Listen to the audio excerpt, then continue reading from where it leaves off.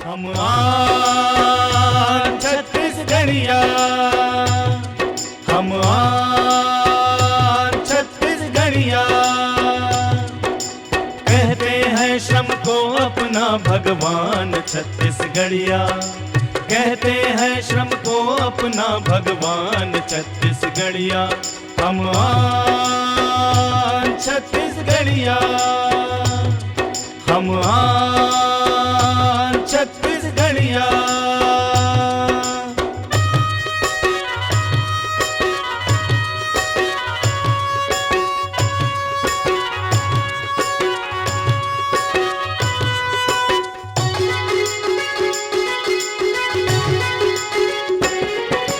अपना है इतिहास पुराना, ग्रंथों ने भी गाया, हम पे आदिम संस्कृतियों की आज भी शीतल छाया।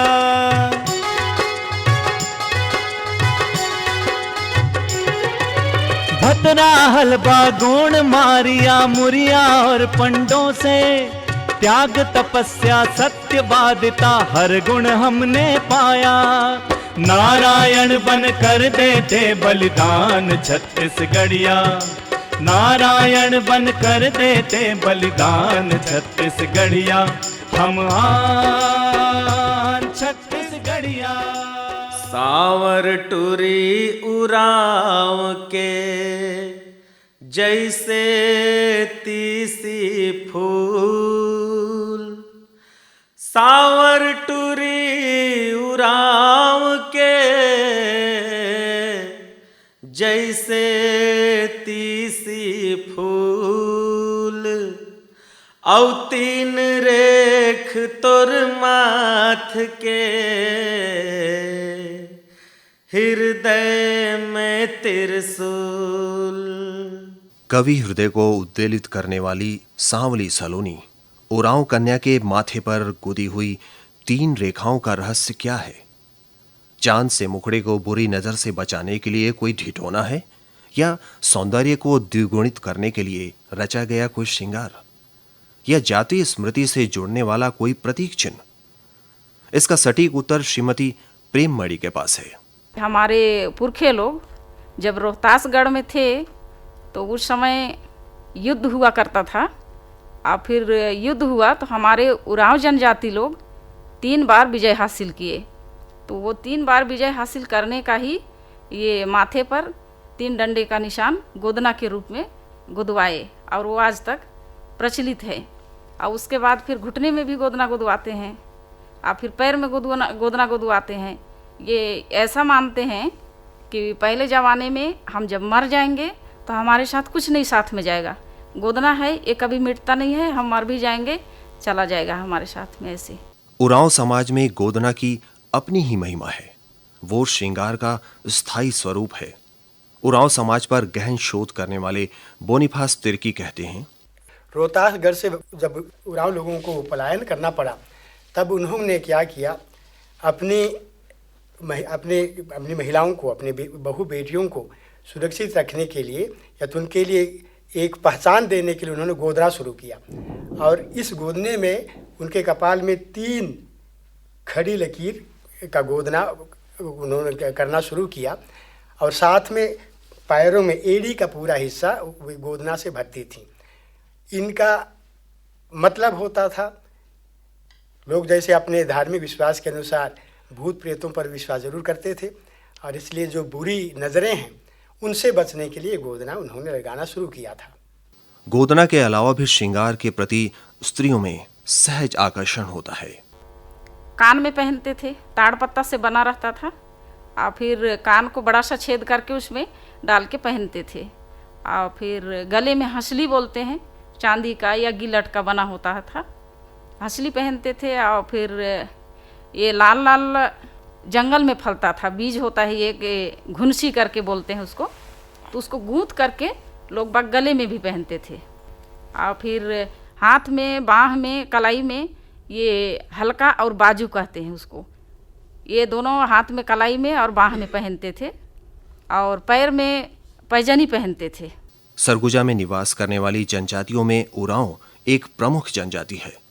इसके आदि स्थान के बारे में इतिहासकारों में मत भिन्नता है। किंतु इस बात पर सभी सहमत हैं कि इनके आश्रय और विस्तार में छोटा नागपुर के पठार की महत्वपूर्ण भूमिका रही है। सरगुजा, जशपुर, उत्तरी उड़ीसा, रांची और पलामू क्षेत्र में इनकी सर्वाधिक आबादी बसती है। इनकी उत्पत्ति के बारे में बोनीफास तिर्की कहते हैं, मनीषी जिन्होंने कुरु जाति पर काफ़ी गहन अध्ययन किया है, उनकी राय है कि उरांव लोग दक्षिण भारत में, जिसको हम कहते हैं कर्नाटक का एक हिस्सा डेक्कन, कोंकण का क्षेत्र, यहाँ तिन्ने वैली शहर के पास में तम्बरापर्णी एक नदी है, उसी के तट पर एक गांव है कोरकई। वैज्ञानिकों की राय है कि यह जाति इसी कोरकई नामक जगह से ही उत्पन्न हुई है और यह कोरकई कुरुख शब्द से समानता रखती है और इसी समानता को लेते हुए उरांव लोग अपने आप को कुरुख कहते हैं, जिसको हम उरांव में ही अगर कहें तो व्यक्तिगत तौर पर मैं कहूँगा एन कुरुखन और बहुवचन में कहेंगे नाम कुरुखत। वहाँ से कोरकई नामक स्थान से निकलकर उरांव पश्चिमी समुद्री तट से होते हुए नर्मदा नदी की मुहाने तक पहुँचे और नर्मदा नदी को ही अपना पथ बनाते हुए पूरब की ओर आगे बढ़े और पूरब की ओर आगे बढ़ते हुए उन्होंने विंध्याचल और अमरकंटक पार करते हुए बिहार के शाहाबाद जिले में प्रवेश किया और जहाँ पर उन्होंने रोहतासगढ़ नामक गढ़ स्थापित किया और वहाँ वर्षों तक वे अपना शासन करते रहे। उरांव समुदाय का हर सदस्य गर्व से बताता है कि कभी बिहार के रोहतासगढ़ में उनके पूर्वजों का शासन था। जो इतिहासकार ये मानते हैं कि उनका विस्तार दक्षिण से उत्तर की ओर हुआ है, वे भी रोहतासगढ़ को मान्यता देते हैं। कुछ इतिहासकार उरांव जनजाति के आव्रजन को उत्तर से दक्षिण की ओर मानते हैं। एक दूसरी राय के अनुसार ये उरांव सबसे पहले सतलज नदी के किनारे हड़प्पा में पाए जाते थे, जो लगभग 3500 वर्ष पूर्व तक उनके कुछ अवशेष के साक्ष्य मिलते हैं और वह बाह्य आक्रमण की वजह से वे वहाँ से पलायन गए और उन्होंने हरियाणा और यमुना के समतल मैदानों से होते हुए उत्तर प्रदेश के कुछ हिस्सों में जैसे आजमगढ़ और मिर्ज़ापुर होते हुए वे भी पहुँचे कहाँ, वही रोहतास, और यह है शाहाबाद जिला में। और यह समय था लगभग ईसा पूर्व 800 और 900 के बीच और रोहतासगढ़ में उरांव वर्षों तक शासन करते रहे। उन्होंने अपना शासन व्यवस्थित किया जो कि पंचायत की व्यवस्था थी और वहाँ से उनका पलायन शुरू हुआ ईसा पूर्व 100 साल पहले। रोहतासगढ़ से पलायन करते हुए उरांव दक्षिण की ओर बढ़े और जो वर्तमान में छोटा नागपुर का वह हिस्सा अभी झारखंड है, छत्तीसगढ़ है और उड़ीसा का उत्तरी हिस्सा है, इसी क्षेत्र में वे आकर बस गए। उरांव समाज की स्मृतियों में सुदूर अतीत तक वनों की घनी छाया बसती है। वनों में ही इनके धार्मिक विश्वास और आस्था ने जन्म लिया है। वन और वन्य प्राणियों से ही इनके गोत्रों का जन्म हुआ है। इनके पर्व और उत्सवों का सीधा संबंध वनों से है। छोटा नागपुर का पठार साल वनों के लिए प्रसिद्ध रहा है। साल वृक्षों की पूजा अर्चना में उरांव बढ़ चढ़कर हिस्सा लेते हैं। इस पर्व को सरहुल कहा जाता है। निर्मल राम कहते हैं, जब सराय में फूल आ जाता है तब जो है सरहुल त्यौहार मनाया जाता है। इसमें लोग जो है जब नया फसल बोनी का जो त्यौहार होता है यहीं से जो है शुरू हो जाता है। त्यौहार को जो है पूरे गांव के लोग जो है और बैगा ये सराय पेड़ के नीचे जो है पूजा पाठ करता है। गांव वाले आते हैं और वहीं पर जो है ये गांव के जितने भी नाचने गाने वाले हैं सब मांदर ढोला जो है लाके जो है वहीं पर सरहुल त्यौहार मनाते हैं। उरांव समाज में दो वर्ग हैं, धर्मांतरित और पारंपरिक, लेकिन सरहुल का उत्सव दोनों ही वर्ग धूमधाम से मनाते हैं।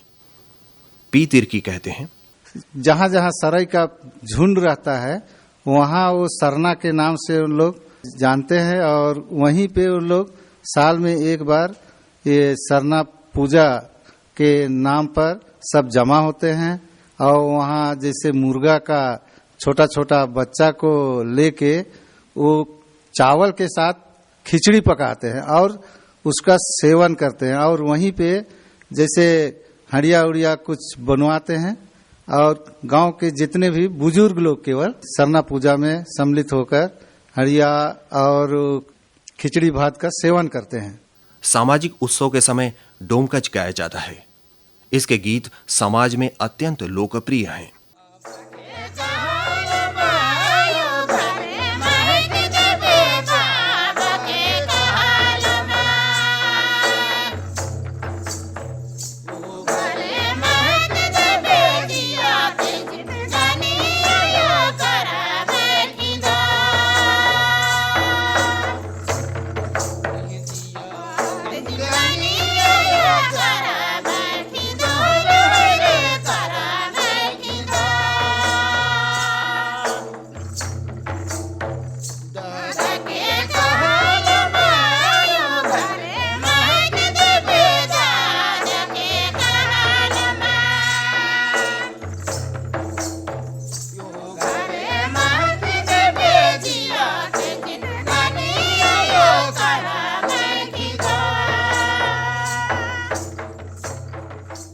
उरांव समाज में विवाह के बंधन को अत्यंत पवित्र माना जाता है। समाज में तलाक की इजाजत नहीं है। विवाह के रस्म पारंपरिक होते हैं। इशहाक का कहते हैं, लड़के के माँ बाप गांव के कोई बुजुर्ग अगुए को ले जाकर के शुरू में 2-3 जन जाते हैं। इसको हम लोग उरांव भाषा से बोलते हैं डंडा हिरना। जब हम लड़की देखने जाते हैं लड़की के घर में, उस समय एक डंडा ले जाते हैं साथ में 2-3 बुजुर्ग जाते हैं, 1-2 महिलाएं भी जाती हैं, तो इसको डंडा हिरना कहते हैं। बाद में जब ये लोग जाते हैं उसके पश्चात में यदि लड़की पक्ष को सहमति है तो फिर वो डंडा को वहाँ खोस के लौटे रहते हैं। उस डंडे को फिर लड़के के पक्ष में लेकर आते हैं। उसके लिए ये लोग खबर करते हैं कि हम लोग अमुक दिन को आपके यहाँ डंडा लौटाने जा रहे हैं। तो उधर से भी लड़की पक्ष से भी मीडिएटर के रूप में गांव वाले बुजुर्ग लोग आते हैं। के बाद में फिर तब लड़के पक्ष में डंडा को वापसी करते हैं और कहते हैं कि आप लोगों ने जो डंडा लड़की देखने गए थे और जो डंडा हमारे यहाँ रखे थे उस डंडे को तब हम लोग वापस कर रहे हैं। आप लोग जो रिश्ता लेकर के आए थे, रिश्ता हमें स्वीकार है। उरांव समाज में दहेज का रूप एकदम भिन्न है। नकदी रकम का आदान प्रदान नहीं होता, अलबत्ता चावल या दूसरे किस्म के अनाज का लेन देन होता है। तो वो तय होता है कितना लेना है, 2 खाड़ी लेना है, 3 खंडी लेना है चावल दाल, इस प्रकार से तय होता है। 2 खंडी 3 खंडी ऐसे दाल तेल लिया जाता है। और उसके बाद में वहीं पे शादी का दिन तारीख रखा जाता है। लड़के पक्ष से मतलब लड़की पक्ष को देना होता है। इसमें नकदी का लेन देन नहीं होता है, सिर्फ चावल दाल लेन देन होता है। और जैसे उसी चावल दाल को जैसे हम बारात जाएंगे, इधर से लड़के पक्ष से बारात जो जाएगा उसी को खिलाएगा वो। उरांव समाज में कुड़ुक, सादरी और सरगुजिया बोली जाती है। लोकगीत भी इन तीनों जबान में गाए जाते हैं। शादी के उत्सव में जमकर नाच गाना होता है।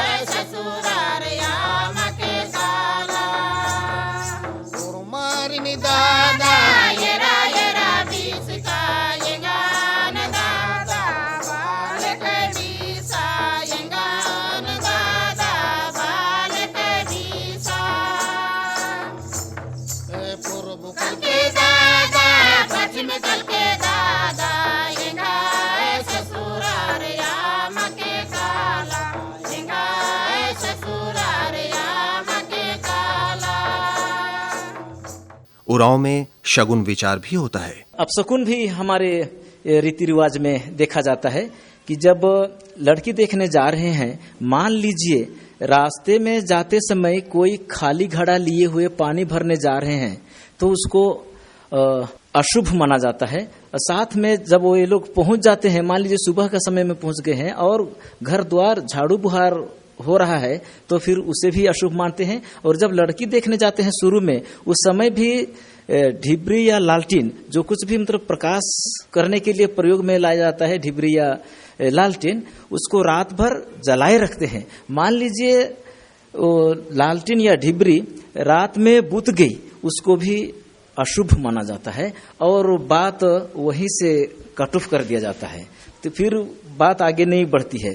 उल्लू का बोलना और साथ में सियार का, बिल्ली का रास्ता को काटना, ये भी अशुभ माना जाता है। और जब ये हो जाता है तो फिर वहीं से वापस लौट जाते हैं। विवाह के अवसर पर शगुन विचार का महत्व बढ़ जाता है। यहाँ उल्लेखनीय है कि शादी के गीतों में प्रकृति पूरी तरह गुंथी होती है। इस लोकगीत में कहा गया है कि जेठ के महीने में कोयल बोलती है और आषाढ़ में झिंगूर, किंतु फागुन के आते ही मनुष्य का मन आह्लादित हो उठता है और तन थिरकने लगता है।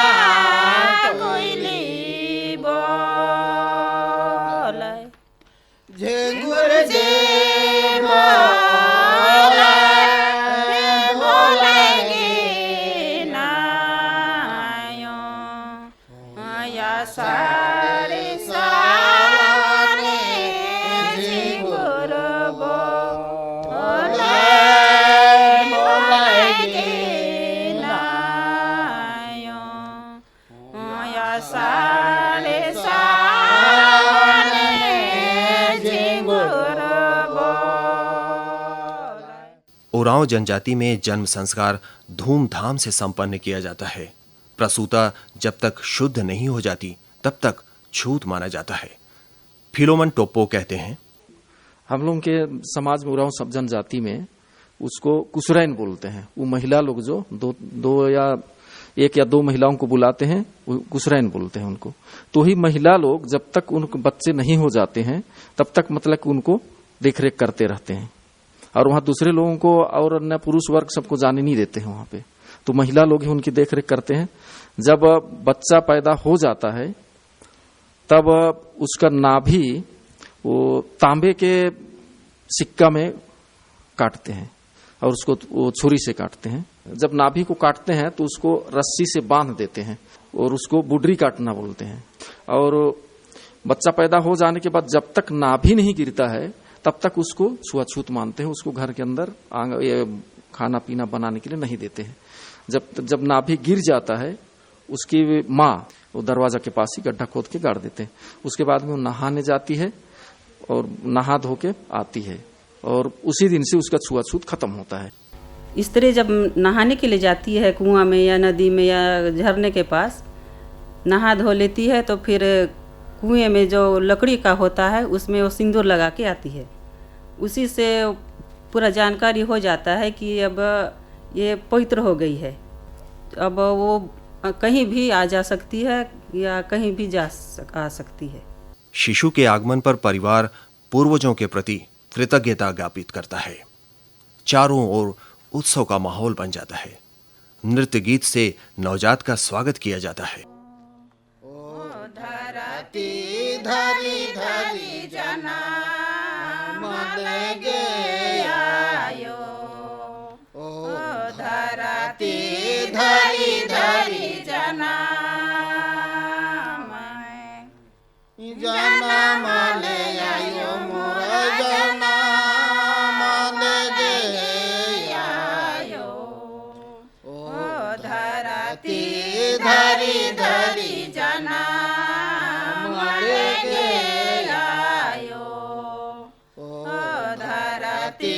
धरी धरी जना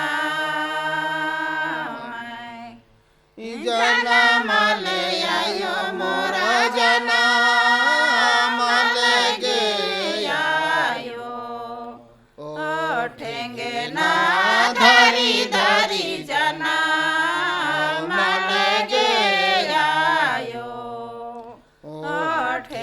ना धरी धरी जना जनम ले आयो मोरा जनम ले आयो ठेंगे ना धरी धरी जनम ले आयो ठेंगे ना धरी धरी जनम पोसल आयो मोरा पोसल गे आयो दूधा भात में पोसल गे आयो दूधा भात में पोसल आयो मोरा पोसल गे आयो। छठी करते हैं, उनका बाल उतारते हैं।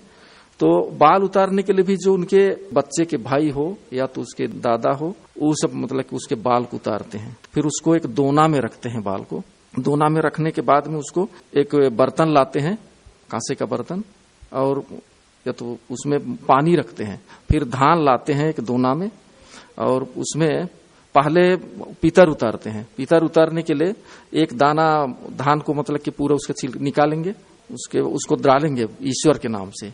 उसके बाद में वहां जो उपस्थित रहते पंच के नाम से डालते हैं। उसके बाद में उसका जो पीतर उतारते हैं, जिसके नाम से पीतर वो करते हैं, तो उसके शुरू में तो उसके दादा के नाम से करते हैं।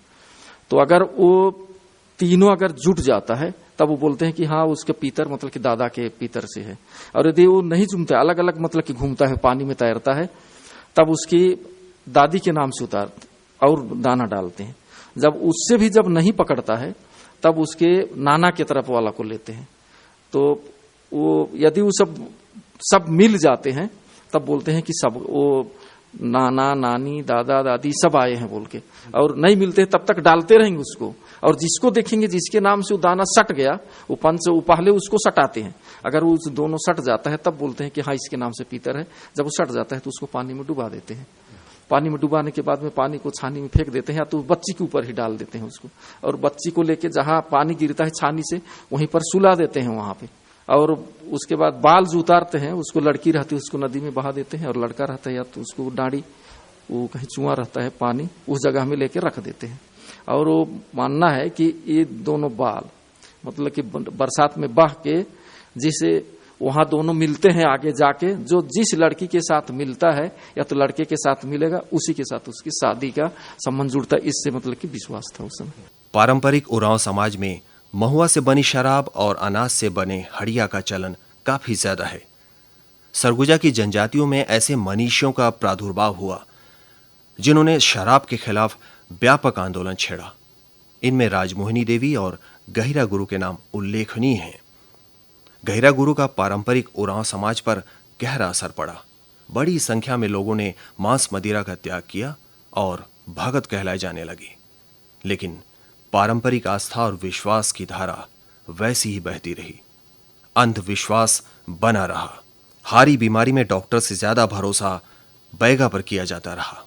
जैसे गांव में एक बैगा के नाम से जाना जाता है, अभी भी मतलब वो खत्म नहीं हुआ है गांव में, कि एक मुखिया पुजारी रहता है जिसको बैगा कहते हैं। वही मतलब पूजा पाठ करता है, कहीं मतलब एक जगह निश्चित करके, कहीं पाठ हो या ये सरना हो, तो वहीं वो कोई भी गांव में घर में बीमारी आता है पशु पक्षी जानवर के लिए या आदमियों के लिए, तो उनका विश्वास है कि नहीं भगवान मतलब हम लोग से नाराज हो गया, और इसीलिए उन लोग वहीं पे मतलब वो बैगा को बोलते हैं। तो वो मुर्गी उर्गी इसको काट के मतलब उसके लिए खून बहाता है, वहां मतलब चुआता है। तो अगर ठीक हो गए तो उनका विश्वास है कि नहीं अब भगवान खुश हो गया हम लोग से, इसलिए हमारी बीमारी भी ठीक हो गई। अब जैसे बुखार भी आ जाता है तो तेज बुखार हो जाता है या माथे में चढ़ जाता है, ज़्यादा हो जाने के बाद बच्चा या कोई भी व्यक्ति सीरियस हो जाता है, तो फिर ये बैगा लोग जो होते हैं ओझामती करने वाले, उनको बुलवा के फिर सूपा मंगवाते हैं। सूपा फिर थोड़ा चावल करके फिर उसको अपना जो मंत्र है जिस बीमार व्यक्ति के पास रख करके फिर वो सूपा में हाथ लगाता है और बजाता है सूपा को, फिर अपना जो मंत्र है उसको बोल बोल करके उसको उस बीमारी को या उसके ऊपर कोई भी शंका समाधान है अंधविश्वास का जो है उसको हटाने की मंत्र पढ़ता है। अन्य जनजातियों की तरह ओरांव में भी गोत्र का बहुत महत्व है। गोत्र की उत्पत्ति प्रकृति के उपादानों से हुई है। हम लोगों को ये पता है कि एक्का को बोलते हैं गोत्र में केछुआ, किंडो बोलते हैं वो भी मछली होता है, मिंज बोलते हैं वो भी मछली होता है, खेस बोलते हैं वो धान होता है, बंदर जो कहते हैं तिग्गा गोती है, टोपो होते हैं वो भी केरकेटा होते हैं, चिड़िया होता है। कुड़ुक एक समृद्ध बोली है। शोधकर्ताओं ने हाल फिलहाल कुड़ुक बोली का शब्दकोश तैयार किया है। कहा जाता है कि इस बोली की पहले लिपि भी थी।